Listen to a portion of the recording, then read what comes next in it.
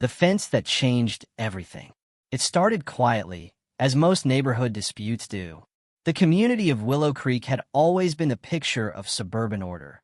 White fences, manicured lawns, and an HOA board that liked to remind everyone of its power. For years, I had managed to live peacefully among them, even though I wasn't exactly their ideal resident. My property sat at the edge of the neighborhood, where the neat little lawns ended and my half-acre of open land began. Unlike most of the homes around me, I used my land for something more practical, growing vegetables and fruit. Tomatoes, beans, corn, even a small section of berry bushes. At first, the neighbors didn't seem to mind. Some even came by for fresh produce, smiling and waving. But things started to shift when new people joined the HOA board. They weren't just picky about grass height or mailbox color. They were obsessed with uniformity. The president, a woman named Carol who had recently moved in, made it her mission to beautify the neighborhood. My crops didn't fit her vision of community aesthetics. I received the first notice in spring. It claimed my garden was unsightly and against HOA landscaping standards. I laughed it off, thinking it was just another power move that would fizzle out. After all, my land technically wasn't under HOA jurisdiction. It bordered the community, yes, but I had purchased it years before the HOA even existed. The line between my lot and theirs was clearly marked, or so I thought. Weeks passed, and the letters became more aggressive. They accused me of disrupting neighborhood harmony and operating a commercial farm. It would have been laughable if it weren't so persistent. Then, one morning, I woke up to the sound of metal clanging and the rumble of machinery. I stepped outside and froze. A tall, steel fence was being erected along the back edge of my property. The posts were sunk deep, the mesh thick and heavy-duty, not the decorative kind you see around suburban yards. This was industrial fencing. It ran the entire length of my crop area, cutting me off from my own land. The workers, hired by the HOA, claimed they were protecting community property. When I asked for documentation, they shrugged and said to take it up with the board. I couldn't believe it. Overnight, my crops had become inaccessible. The fence line even stretched several feet into my land. The only access point was a large gate with a heavy padlock. And that padlock, controlled by the HOA. I tried reason. I tried contacting the county. But the HOA had filed paperwork that made it look like the boundary lines were in dispute, a technical trick that gave them temporary control until the issue was resolved. Carol's smug smile at the next meeting said it all. She knew exactly what she was doing. The days that followed were infuriating. My crops began to wilt under the heat. Water hoses couldn't reach past the barrier, and I wasn't allowed through the gate. Every request for entry was denied, pending review. They wanted to starve my land, force me to give up, and then declare the area abandoned. But I wasn't about to let that happen, because while they thought they'd lock me out, they had no idea what I'd just discovered about that gate, or who actually owned the small strip of land it stood on. That revelation would change everything. The hidden owner of the gate lot. The morning after the fence went up, I stood by the metal barricade and traced its path with my eyes. It looked almost military, cold, tall, and perfectly aligned to cut me off from the life I had built on that soil. The smell of drying earth and wilting leaves filled the air. Beyond the chain link shimmered my tomatoes, my beans, my corn, all unreachable, like prisoners on the other side of the bars. At first, I thought about cutting the lock, but I knew that would play straight into the HOA's hands. They wanted me to act rashly. One violation, one act of vandalism, and they'd have legal grounds to escalate. So instead, I went quiet. I started digging through old property records, searching for anything the HOA might have missed. What I found stunned me. The entire fence sat along a narrow, oddly shaped strip of land that connected two lots. It was barely 8 feet wide and 40 feet long, almost invisible on maps. The HOA referred to it as the access lot, meant for maintenance vehicles and community landscaping. But when I checked the county database, the ownership was blank. It hadn't been transferred when the subdivision was built. The original developer had gone bankrupt before finishing the paperwork, leaving that strip in limbo. The county clerk confirmed it.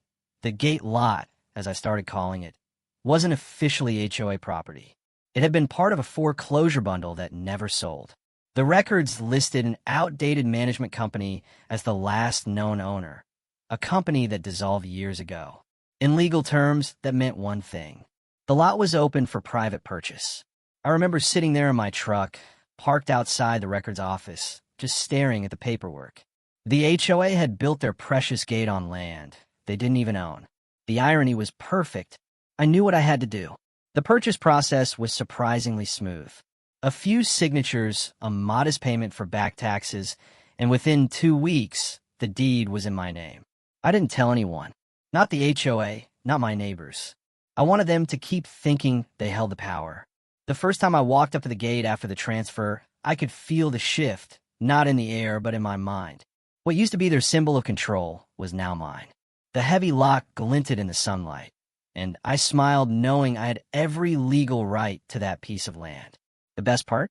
Their entire fence, the one they'd bragged about funding through HOA dues, crossed directly over my newly purchased property. From that moment, their power began to crumble. But I didn't strike immediately. I let them stew in their arrogance. I watched as they continued to strut around, sending me warnings and fines that had no authority. They held community meetings about dealing with the crop issue while unknowingly trespassing on land I now owned.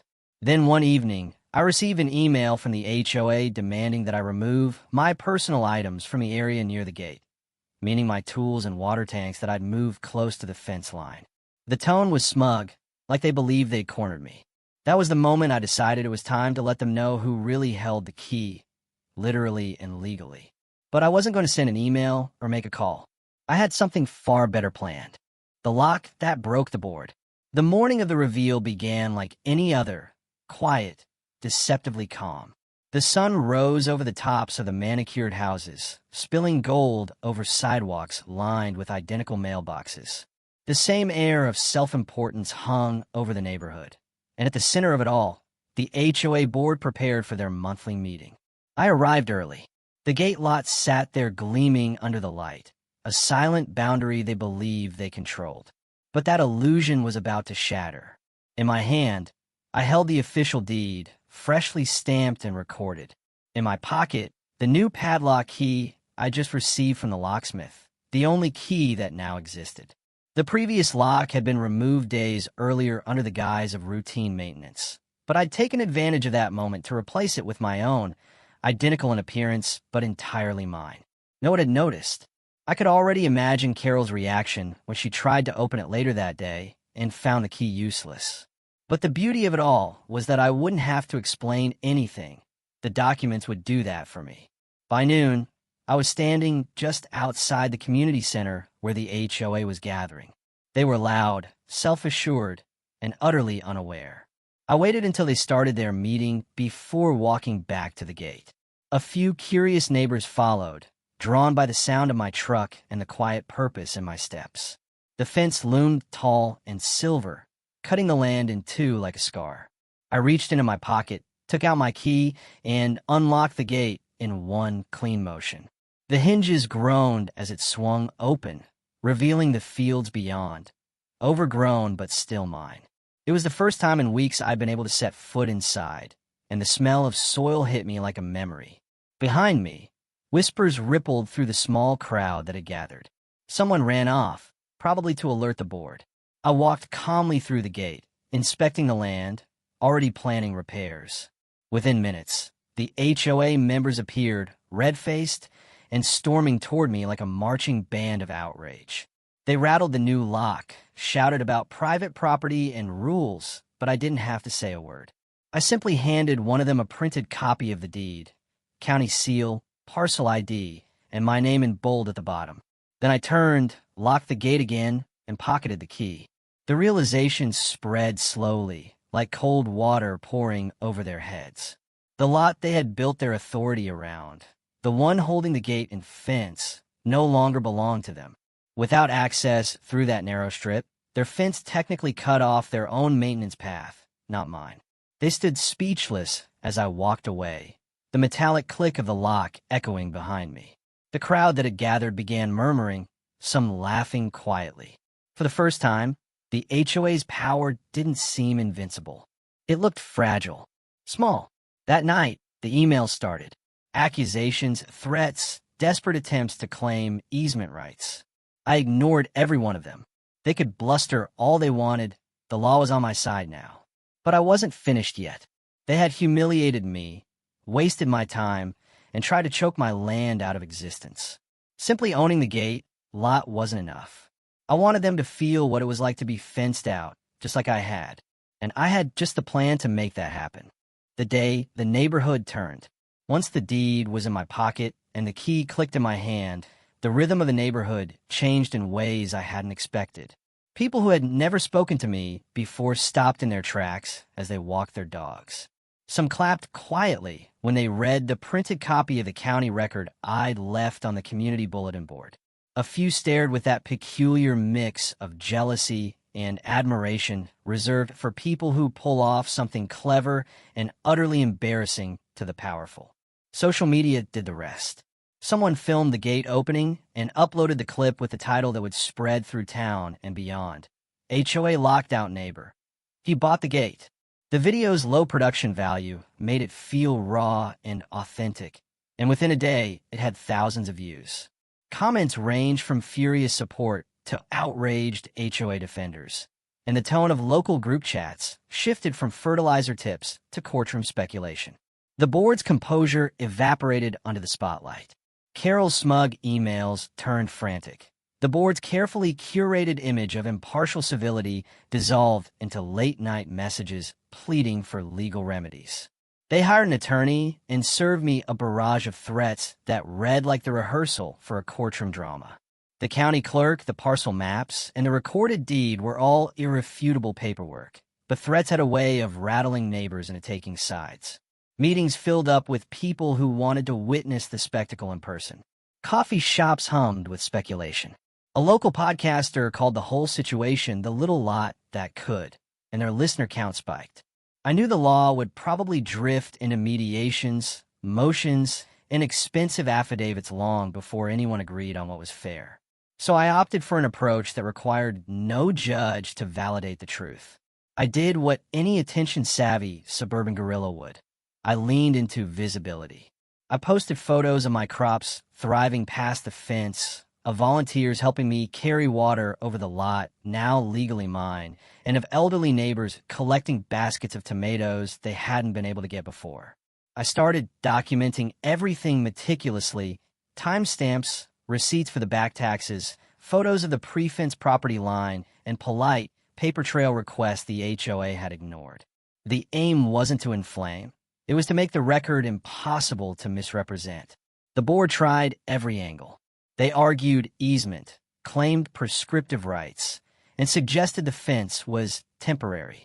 They sent technicians to survey lines and threatened injunctions. I watched them scramble and then watched the scramble be filmed. Their urgency painted them as bullies trying to reclaim a story they had lost. People began to question what else they'd been heavy-handed about. Complaints about holiday decorations, fines for visible garden hoses, the petty shaming of dog owners. The narrative shifted from rules to control. Volunteers from across the neighborhood brought watering cans and wheelbarrows. Others offered to testify that my garden had always belonged to me and that the gate had always been an anomaly. Within a week, an article in a local paper framed the dispute as more than a single man versus a board. It was the story of personal property, neighborhood identity, and who got to define what community looked like. The HOA's fundraising dinners lost attendance. The board's attempts at emergency legal filings became less about law and more about optics, as each new filing was countered with copies of my recorded deed and the county's confirmation that I had purchased the lot legally. But as the court filings amassed and tempers flared, I knew something bigger was arriving. The moment when a neighborhood had to decide whether to protect an idealized version of uniformity or to accept that property lines, and the people who owned them, could break the script of control. That decision would come with votes, signatures, and a public meeting that would make or break the board's authority. And I was ready to make sure every absentee homeowner, every board neighbor, and every curious viewer had a front row seat.